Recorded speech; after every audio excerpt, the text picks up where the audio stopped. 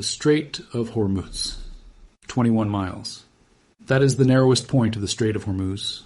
21 miles of water separating the Persian Gulf from the rest of the world. And right now, roughly 20% of all the oil consumed on Earth through that gap, every single day. Not 20% of traded oil, 20% of total global consumption. Tankers longer than skyscrapers move through it in slow, controlled lines, watch constantly from both sides. Iran controls one shore, and recently they issued a warning. Close it, or we will. Most people hear that and dismiss it. Another geopolitical headline. Another threat that fades in a few days. Because it has happened before. But this time feels different. Not because the threat is louder, but because the system behind it is weaker. The global oil market is already tight. Supply buffers are thin. Strategic reserves are lower than they have been in decades. And the countries most exposed to this route have very limited alternatives. So the real question is not political, it is mechanical. What actually happens if this narrow channel stops working? Because the number that breaks the global economy is not complex. It is just very large, and uncomfortably close. The Strait of Hormuz is not just a shipping route. It is the only exit from the Persian Gulf. Oil from Saudi Arabia, Iraq, Kuwait, the UAE, Qatar, and Bahrain all flows toward that single point. Together, those countries hold a massive share of global reserves. And almost all of it depends on that one corridor. There are workarounds. Saudi Arabia has a pipeline that runs west to the Red Sea. The UAE has another that bypasses part of the route. Together, they can move around 6 to 7 million barrels per day. But the Strait handles around 17 to 18 million. That leaves a gap of more than 10 million barrels per day. To put that into perspective, that gap alone is about half of total U.S. consumption. There's no quick fix for that. You cannot reroute it overnight. You cannot replace it in a month. It is a physical bottleneck with no short-term substitute. So when people hear about disruption, they think of reserves, emergency stockpiles, the safety net. And yes, there is one. Governments around the world maintain strategic oil reserves, specifically for moments like this. There have already been discussions of releasing around 400 million barrels if needed. That sounds massive. But the world burns through about 100 million barrels every single day. So 400 million barrels is roughly 4 days of total supply. That is the reality.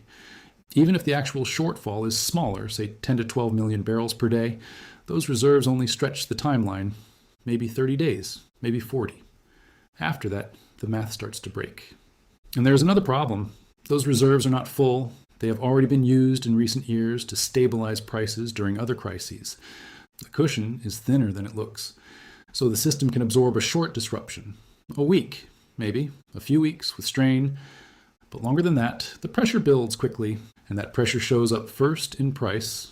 Oil is not priced like a normal product. It is traded in futures markets, which means it reacts to expectations. Fear gets priced in before reality arrives.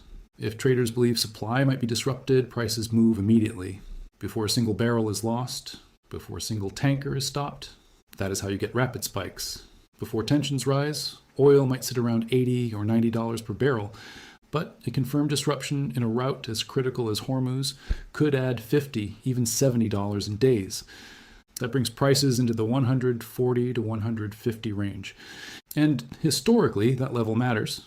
Every major global recession in the last 50 years has been preceded by a surge in oil prices above $100, not caused by it alone, but triggered through it.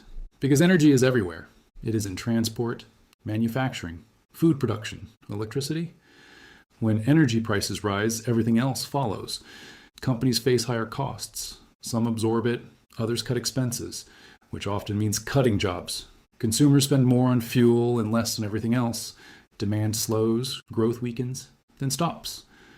At $150, it is not a slow adjustment. It is a shock. Airlines reduce flights, shipping becomes more expensive, food prices climb, inflation rises again, even if it was falling before. And central banks face a difficult choice: raise interest rates to fight inflation and risk recession, or hold rates steady and allow prices to rise. Either way, the system tightens. But the real impact is not evenly distributed. It concentrates in Asia, because Asia depends heavily on oil flowing through that specific route. China alone imports around 11 million barrels per day. A large share of that passes through Hormuz. China has reserves, but even those may only cover a few months under stress. And China is not just consuming oil, it is producing goods for the entire world. If its energy costs rise, production slows or becomes more expensive, which means higher prices globally. India faces an even sharper challenge. It imports most of its oil, and a large portion comes through the same route. If prices spike, the government must decide whether to subsidize fuel or pass the cost to consumers. Subsidizing protects people but strains the national budget. Passing costs through protects the budget but hits households immediately. Neither option is easy. Japan is even more exposed. It produces almost no domestic fossil fuel. It relies almost entirely on imports. Its reserves are larger, but its economy is sensitive to energy prices. South Korea and Taiwan face similar realities. Highly industrialized, highly dependent on imported energy, limited control over supply routes. These are economies built on stable energy access. Remove that stability, even temporarily, and the effects ripple quickly. Now there is a counter-argument. Iran has made threats before, and the strait has never been fully closed. Because closing it would also harm Iran. Its own exports depend on that same passage, and any attempt to block it would likely trigger a strong military response. So the optimistic view is that this is pressure, a negotiation tactic, a way to influence without acting. And historically, that has been true. But markets do not wait for certainty. They react to probability. And even a small chance of disruption in such a critical location is enough to move prices. Uncertainty itself becomes the driver, not just action. And this reveals something deeper. The global economy is not running out of oil. That is not the issue. The issue is concentration. Oil is produced in specific regions, and it moves through specific routes. And some of those routes are extremely narrow, extremely vulnerable. For decades, the system worked because those routes remained open, because stability was maintained, because the risks were managed. But that stability is not guaranteed. It never was. The reserves we rely on are not long-term solutions. They are temporary buffers, delays, time bought, not problem solved. And alternative energy, while growing, is not yet at a scale that replaces this system in the short term. So the world continues to depend on infrastructure that cannot be easily replaced, and that dependency creates risk. Deadlines in situations like this rarely resolve cleanly. They extend, they shift, they escalate in stages. Each incident adds more uncertainty. Each reaction moves markets further. For billions of people, the outcome depends on one factor: time. If disruption is brief, the system absorbs it. If it lasts longer, the effects spread. Governments face difficult decisions: support consumers and strain finances, or allow prices to rise and reduce demand. There's no perfect solution, only trade-offs. And if high prices persist, the economic impact comes with a delay.